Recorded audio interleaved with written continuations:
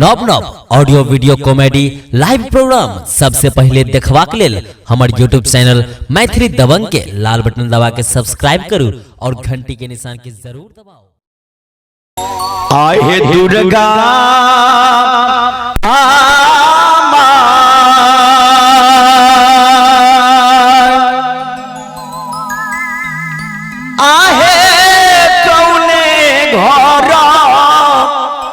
रसला हे दुर्गा माय कौने घर में बसला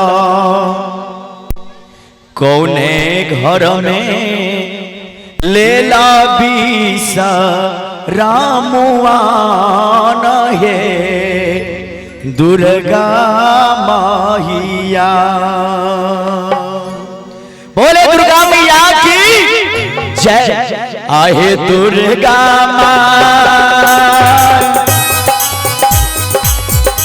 आहे कौने घर रसला दुर्गा मैया कौने घर में बसला कौने घर में लेला बीसा रामवान हे दुर्गा माइया। हे माई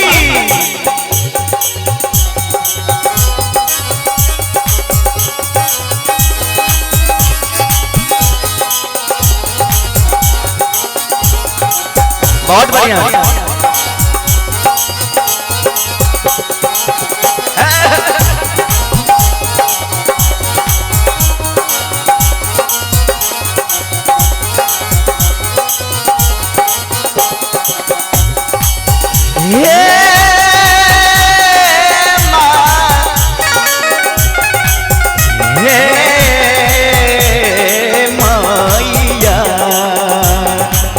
कौन घर में यहाँ रसलिया हे दुर्गा मैया कौन घर में यहाँ बसलिया कौन घर में विश्राम के लिए माँ दुर्गा भक्त सके से आहो या वाला भगतिया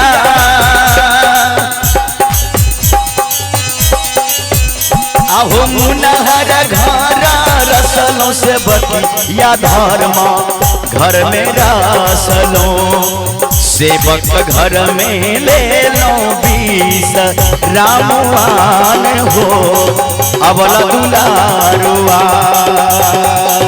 जय हो।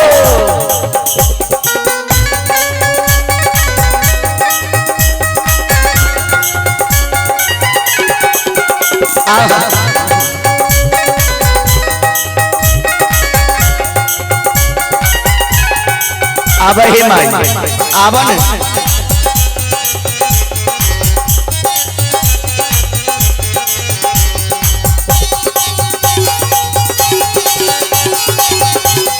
एक बार ताली बजा के मैया के नाम से जय हो जय हो।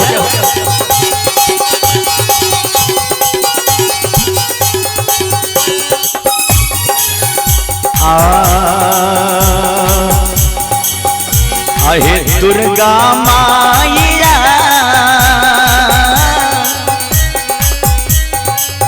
कौने फूला रोहन भगवती मैया कौने फूला पहिरन कौने फूला तोहरो से गाराबान हे भगवती मैया।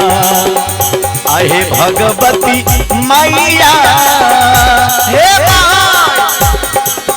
कौने फूला रोहन दुर्गा मैया कौने फूल हे पहिरा कौने फूला तोहरो सिंगाराबान है दुर्गा माइया। अब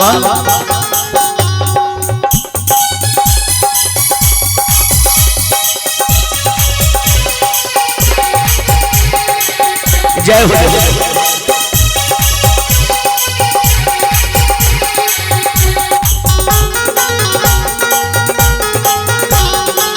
बोले साचे दरबार की जय हो।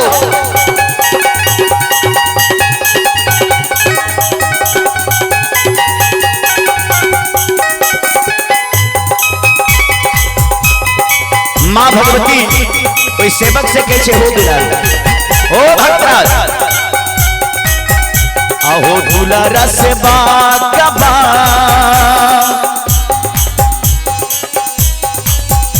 आहो बेली भूला और हंस बतिया चमेली भोला हिरण अरहुल भोला हमारो सिंगारा ने हो अबला भगतिया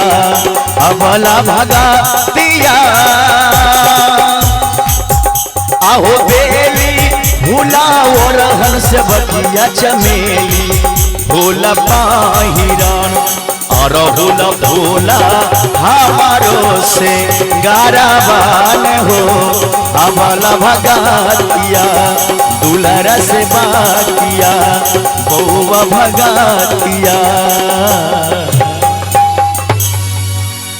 माता भगवती